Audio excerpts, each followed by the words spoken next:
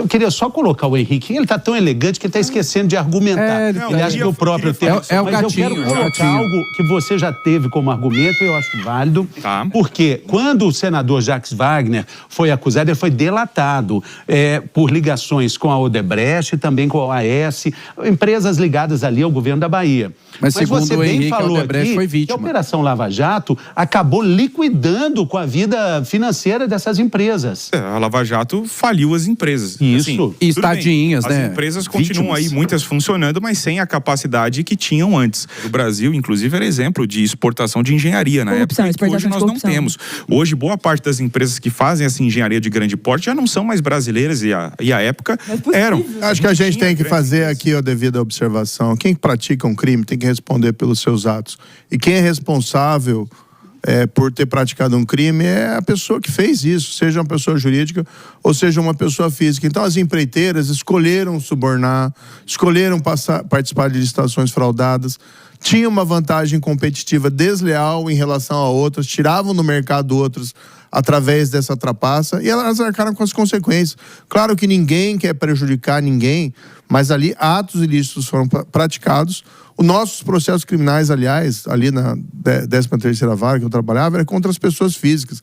Então inventam uma história que a gente tinha que poupar. Não, ali era processo criminal contra os dirigentes. O que acontece é que elas construíram o modelo de negócios delas em cima da prática de crimes.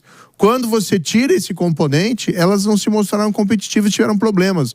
Agora, o mercado vem e vai substituindo, vai entrando ali outros agentes.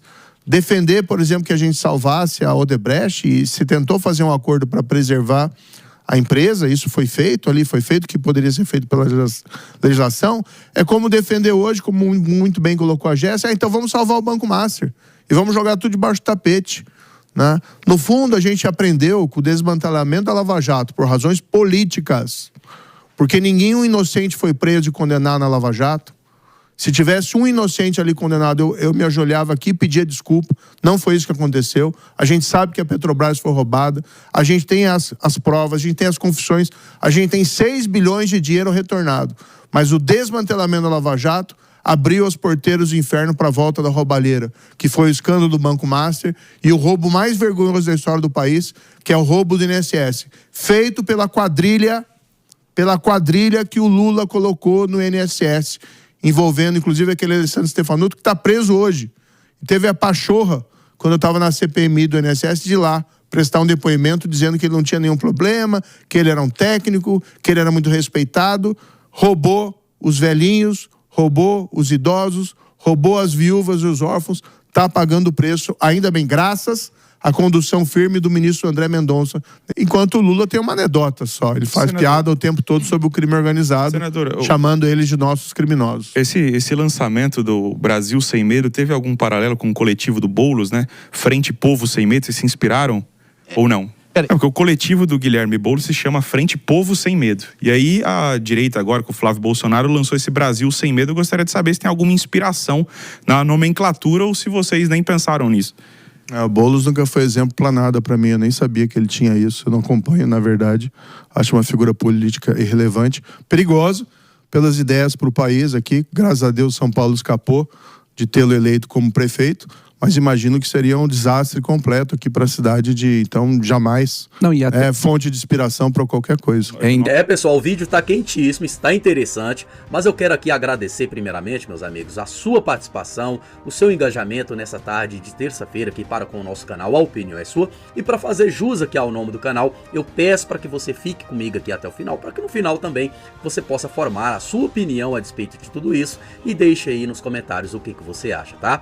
Bora pro vídeo. Independente de uma coisa ou de outra, até porque, infelizmente, Henrique, eu não sei se é uma novidade para você, talvez seja, mas sentir medo é uma recorrência no Brasil. A gente anda na rua e você sente medo. O Fernando citou o bairro de Pinheiros, mas não precisa. Você anda aqui em qualquer região de São Paulo, de Belo Horizonte, do Rio de Janeiro, você sente medo. Medo de ser assaltado, medo de ser agredido, medo de ser assassinado e às vezes até sem motivo. Então, o medo é uma recorrência, né? Então, um Brasil sem medo, uma vida sem medo, eu acho que é o que todos nós queremos para começar a ter qualidade de vida no nosso país. Porque a gente já não tem boa educação, já não tem boa saúde, já não tem bom transporte e a gente não tem segurança pública, fora várias outras coisas que a gente Não tem. Então, medo eu acho que é padrão. Não, e é interessante, né? Porque não foi o primeiro político brasileiro a usar essa lógica do sem medo, seu Guilherme Boulos. Isso é uma forçação de barra absurda.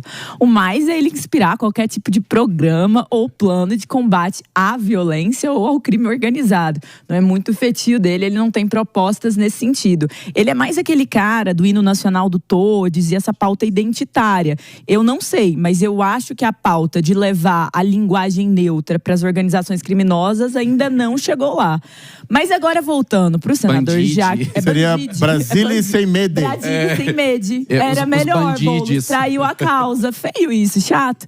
Mas a hora que a gente olha para o caso do senador Jacques Wagner, vamos dar 2 passos aqui na história. Por quê? O senador Jacques Wagner era um ministro da Casa Civil em um episódio, que é o episódio que veio à tona até por uma ação ali que está correlacionada à história do senador Sérgio Moro, que é aquele convite bem tendencioso que aconteceu ao presidente Lula para que ele virasse ministro para ter, sabe o quê? O foro privilegiado.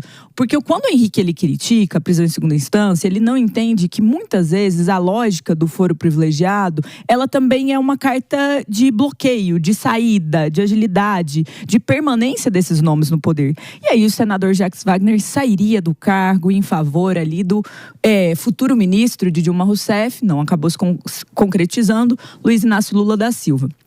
Tudo para evitar que ele pudesse ir preso.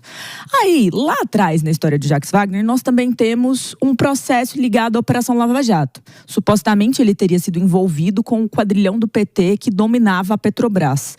Isso é muito importante, porque depois isso vai ser arquivado.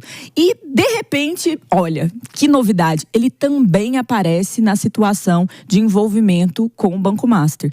Porque... Fernando, sempre na história do Brasil recente, os mesmos nomes estão nos mesmos lugares e em processos similares que envolvem corrupção. Essas investigações muitas vezes são barradas, travadas, advogados hipercompetentes, uma indústria de nulidades que evita com que essas pessoas paguem o preço de assaltar o Brasil.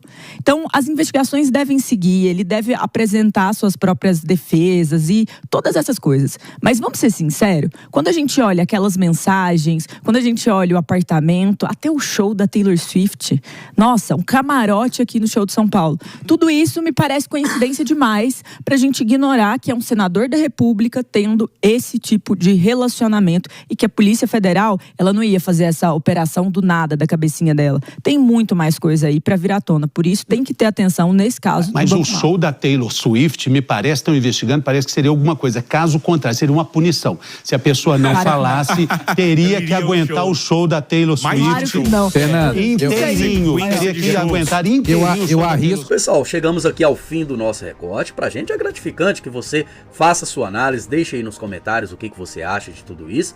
E mais gratificante ainda se você puder deixar o seu like, tá bom? Desejo vocês aí uma excelente terça-feira, um abraço a todos vocês e até o próximo vídeo.